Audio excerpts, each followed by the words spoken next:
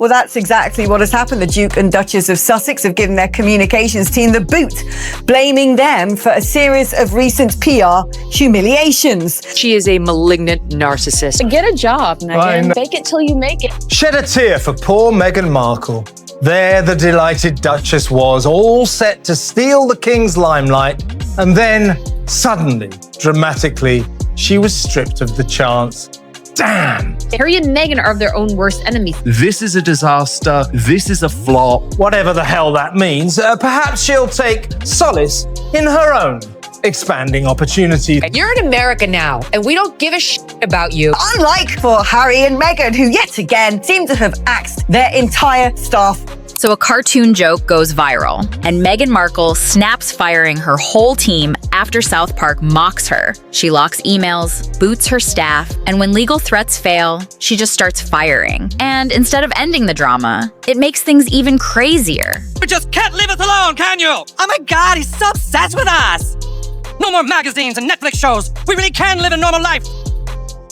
What matters is what we have on the inside. Hello? Babe, time to do our daily $250,000 sponsored Instagram post for Del Taco. I shouldn't have left the made-up nonsense. That's right, nothing says that you're impossible to work for a bit of a ball ache and an axe grinder than constantly cycling through various members of staff like hot dinners. It has been several months now since our beloved Queen has died. All Canadians are finding it hard to go on. All Canadians, that is, except for our first guest, the Prince and his wife. And after the comedy of errors that was American Riviera Orchard and the ongoing chaos of Manic Meg's scam jam car crash as ever, perhaps caution is called for. Meghan and Harry fired almost everyone out of nowhere, and it looked like panic, not power. And the real drama was still on the way. I feel like the focus is starting to shift off of me. Maybe in editing you'll fix it. I thought we were moving forward, Meghan. Well, we're not. So it seems to me they're resorting to becoming basically a version of the royal Kardashians. Way, we can't wait for it. That's fine, I'll go it alone. Just like Meghan Markle and Prince Harry. It's that mocking, mimicking, disrespectful way that she does everything in her life. The whole chaos started from a leaked South Park episode that mocked Meghan. And when she saw it, she lost control, and everything at Montecito turned messy fast. And what she did next showed she'd do anything to kill the joke. Look, Kyle, we just kind of don't care about some dumb prince and his stupid wife. I don't care about them either. So then why do you talk about them all the time? I'm sick of hearing about them. Take it away from them. They're everywhere. Face. Yeah, now you're putting them in our face. Fine, I won't talk about them anymore. Thank you. Okay, just one last thing. Did you know the prince? I'm sorry. It's so funny, too, that you keep calling me Meghan. You know, it's Megan now. And how negative, I mean, how toxic must this workplace be to burn through so many people and accomplish so little? People were saying meh. It's not meh. It's pronounced me. The H is silent. One cartoon scene showing Meghan fixing a fake baby bump went viral super fast, and memes took over the internet, turning it into a brand disaster. And Meghan's next move was loud and desperate. I don't care. Don't care. What the hell? What did he just say? He victimized me. It's because I'm an ethnic woman. He can't do that. Wait, you're ethnic? This is an outrage. So I went online to see what was new with Uncle Harry and Auntie Meghan, and I couldn't find a thing. I would have thought she'd have at least popped up in a tampon commercial by now. Uncharacteristically for a self-styled entrepreneur who specializes in copying everyone else, the hotel thing is a relatively fresh idea. But take a tip from me, your ladyship. Don't do it. Meghan went into panic mode, trying to erase the viral video. But it was too late, and when legal experts spoke up, things got even worse. And everyone does reality TV now, so don't worry about this being a step down for me, because it's not. I wasn't until you just said it. Plus, it's a really good platform to promote my brand. What is your brand? Oh, I don't know. I'll think of some piece of crap. I don't know, launch a Grenfell cookbook, make a podcast, have a series on Netflix, set up a charity. None of that stuff has worked. They've been damn hopeless at everything. My question is for Meghan. Meghan, besides holder of briefcase 24 on Deal or No Deal, what do you think your most impactful role was? She's so out of touch. She's so missed the Markle. Meghan's lawyers told her the parody was legal and couldn't be removed, so she blamed her team, and the fallout came fast. You never had a dream when you were a child to be something everyone else said was impossible? Like an astronaut, or prime minister, or masseur? I wanted to be a princess. Oh, well, you kind of fucked that up. Prince Harry, though, has become the punchline of a Saturday Night Live joke. Let's have a look. NBC has announced plans for a spin-off to the hit series Suits, which will be set in Los Angeles. It will focus on Meghan Markle's character's struggle to balance her legal career while also caring for an unemployed immigrant. Meghan fired 6 key staff, blaming them for letting her become a joke. And while the chaos unfolded, someone important quietly stepped away, making the brand crisis worse. It seriously is driving me crazy. The prince plays drums all day. I don't even think he has a job. And I don't know what the hell she does. Why they even left Canada is beyond me. And she seems to just boss him around and make him do whatever she wants. I mean, why did they even leave Canada and move to South Park anyway? Lisa Rinna, so nice to see you again.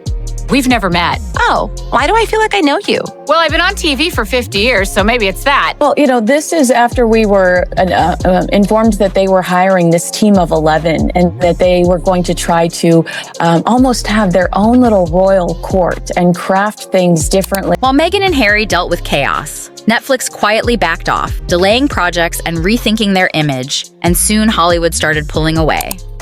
We just want to be normal people. All this attention is so hard. Isn't it true, sir, that your questionable wife has her own TV show and hangs out with celebrities and does fashion magazines? What are you suggesting? We are screwed. Wait, what about your ketchup company? That was a dumb idea. Then what are we going to do? Can you get another show? I mean, not one that you act on, darling. I know people don't want to hire you for that anymore, but... Well, HGTV did call my agents last week about us, but at the time, I thought we were too good for them.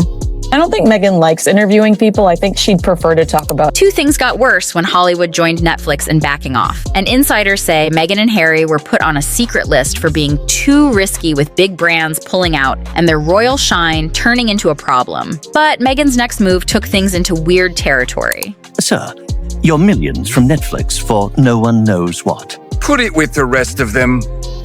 The financial outlay involved in establishing a chain of Meg-ins would be astronomical. The wildly ambitious Ms. Markle has got everything to lose.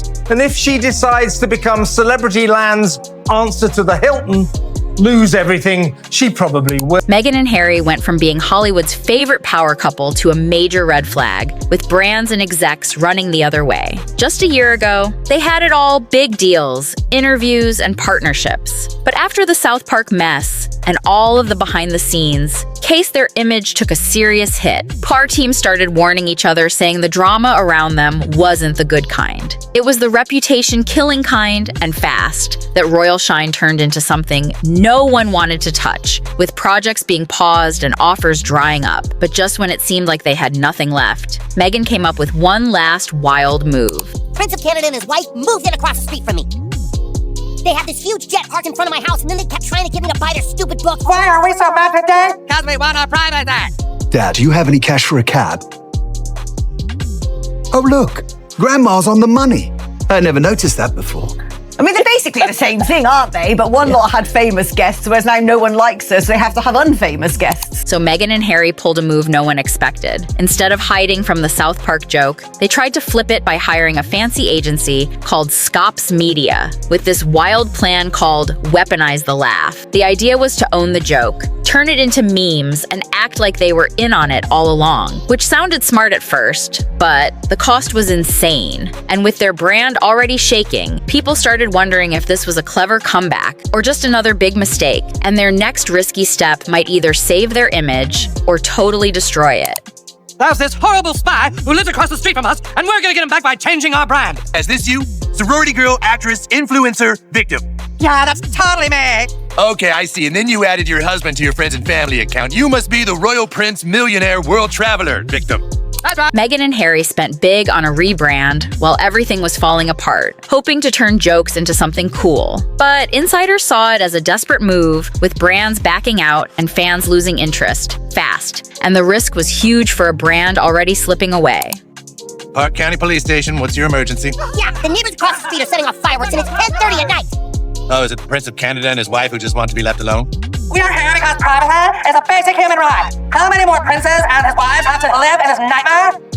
Hey, you ever heard of a thing called privacy? Yeah, nobody gives a shit. You two just shut up and go away. Meghan and Harry's image fell apart fast, turning from royal power couple to drama-filled influencers with failed projects and non-stop media heat. And just when it seemed like it couldn't get worse, the biggest twist was still coming. Look at this town. There's just something about it. Can we really move here and finally have our own privacy? My love, I will do anything for your privacy. Hey, you! Hey! What are you looking at? You ever heard of privacy? What? So imagine this whole mess started with a leaked cartoon script and turned into a full-on identity crash for Meghan and Harry. They didn't just lose the story, they lost their team, their partners, and the fans who used to cheer them on. The South Park parody wasn't just a joke, it wrecked their image. And every time they tried to shut it down, it only got louder. The firings, the rebrand, the PR stunts. None of it worked. And what we watched wasn't just a celeb mistake. It was a slow collapse of a brand that didn't know what it stood for. And now, even with a fancy new agency and a risky meme plan, the Sussex name is shakier than ever. Maybe they'll recover, but right now they're hanging on to fame in a storm. They started themselves. And if you're still here, tap that like, share your thoughts, and hit subscribe so you don't miss the next wild twist in this royal disaster.